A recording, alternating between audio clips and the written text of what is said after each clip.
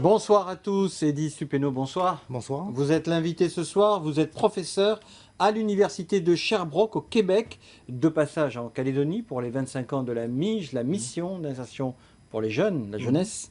Et donc votre expérience nous intéresse, vous êtes titulaire d'un doctorat sur les parcours de vie de jeunes adultes non diplômés et en situation de précarité. Comment, selon vous, faut-il prévenir ces situations-là ?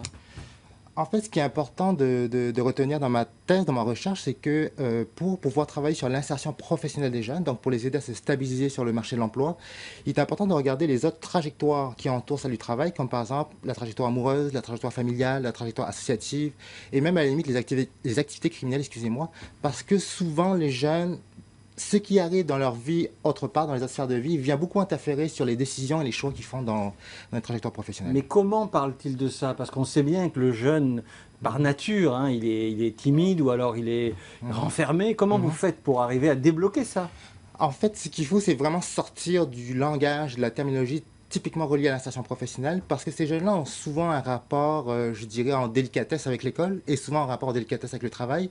Et c'est ici, par exemple, où il faut les sortir de ces éléments-là, comme par exemple, moi, je leur demandais, qu'est-ce que tu as appris ces 6 derniers mois? Et ils me sortaient, j'ai rien appris, parce qu'ils pensaient que je faisais référence à l'école, au travail, alors que je leur disais, non, non, je veux savoir qu'est-ce que tu as appris en général. Et certains me disaient, j'ai appris à faire des lasagnes, j'ai appris à lire, etc. Donc vraiment, c'est vraiment se sortir, se décloisonner de ce discours-là qui est très stigmatisant pour plusieurs d'entre eux. Donc il y a quand même une approche importante, parce que vous êtes jeune aussi, donc parfois ils n'ont pas envie de se confier.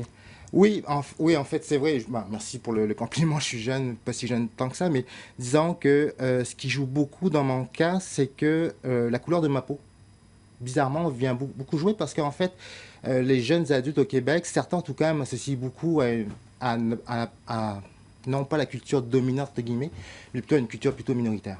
Donc en fait, ils vont davantage vers vous. Par exemple, tout à fait. Et vous avez des techniques d'accompagnement, vous avez des jeux de rôle ou des exercices pédagogiques qui permettent de débloquer cela? En fait, je vais beaucoup utiliser les métaphores, parce que les métaphores ont cette puissance que n'ont pas les exercices plus classiques pédagogiquement, dans la mesure où ils vont faire travailler la personne sans qu'elle se rende compte qu'elle travaille. Ok. Donnez Et un aussi, exemple. par exemple, je vais leur demander à une jeune femme, je me rappelle, il y a 6 mois, je lui ai demandé raconte-moi ce qui s'est passé dans ta vie dans les 6 derniers mois en dessinant une fleur. Et donc, les pétales représentaient chaque sphère de sa vie, les racines représentaient sa famille, ce genre de choses-là. Et donc, ça permet de dépasser les blocages souvent reliés à l'illettrisme et à l'analphabétisme. Ceux qui... les pistes d'orientation et de réflexion que vous pouvez donner à ceux qui nous écoutent en ce moment, qu'est-ce que vous leur diriez? Ce que moi je leur proposerais, et ici ce n'est pas juste moi qui le dis, mais beaucoup de littérature scientifique en Amérique du Nord, c'est l'idée que pour les jeunes adultes, spécifiquement en situation de précarité, il est très important de s'appuyer sur une vision tout au long et surtout tout au large de leur vie. Là, je me réfère au rapport de Jacques Delors en 1996 pour la Commission européenne qui dit que les gens apprennent partout, dans tous les espaces sociaux.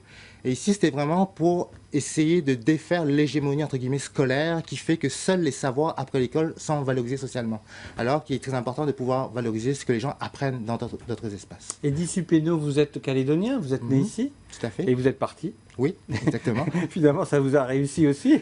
Apparemment, oui, jusqu'à maintenant. C'est une ouverture de partir, hein. C'est effectivement une ouverture, dans le sens que ouverture, puis il faut le voir vraiment dans les deux côtés, c'est-à-dire positivement et négativement. Bon, parce qu'on voit beaucoup l'idée de découverte, de voir d'autres personnes, d'autres cultures, mais c'est aussi un regard face à soi-même. Dans le sens que, dans mon cas en tout cas, je ne me suis pas regardé beaucoup face à moi-même quand j'étais en Calédonie. Et donc, de voir d'autres cultures, ça renvoie aussi à l'éloignement, à la distance. Et donc, c'est vraiment ce regard sur soi-même qui est extrêmement important et très salvateur, si on prend le temps de vraiment apprécier cette ouverture. Une dernière chose, Eddy Supeno, il y a eu une conférence publique qui s'est déroulée le 30 juillet. Il y a des choses qui vous ont interpellé, que vous avez entendues, qui vous ont... Ben, moi, ça a eu une résonance particulière dans la mesure où le conférencier, le professeur Jacques Limoges, j'ai été un de mes étudiants, j'ai été un de ses étudiants, excusez-moi. Et donc, c'est sûr que j'ai puisé beaucoup chez lui sur les métaphores. Il utilise beaucoup les métaphores, ce qui est un discours qui est très intéressant en Nouvelle-Calédonie, parce que ça permet vraiment de sortir de cette image très technique de l'insertion professionnelle. Et surtout, il avait beaucoup cette image très typique du professeur d'université, rendu à un certain âge, et qui a fait beaucoup amuser le public, je pense. Merci beaucoup, Eddy Supeno, pour avoir accepté notre invitation et nous avoir fait part de votre expérience. On peut revoir l'entretien sur votre site internet, il s'affiche au bas de votre écran. Restez avec nous, l'Infosoir continue.